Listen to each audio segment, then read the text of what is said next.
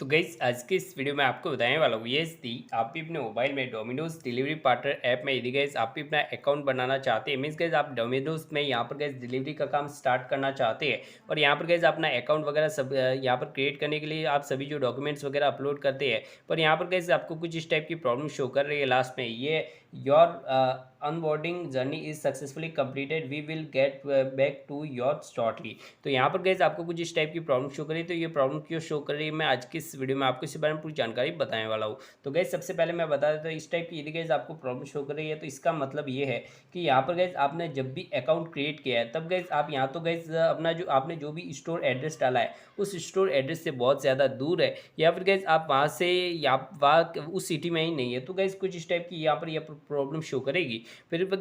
भी गैस आपको इस टाइप की प्रॉब्लम नहीं है फिर भी गैस आपको ये प्रॉब्लम शो कर रही है तो इसका मतलब ये हो सकता है कि यहाँ पर गैस अभी के लिए स्टोर में गैस आपको स्टोर में यहाँ पर वर्कर्स की ज़रूरत ना हो तो इसलिए गैस आपको ये प्रॉब्लम भी शो कर सकती है। तो गैस आपको क्या करना है आपको यहाँ पर 5 डेज़ के लिए वेट करना है। 5 डेज़ के लिए जैसे ही वेट करेंगे तो यहाँ तो गैस आपकी जो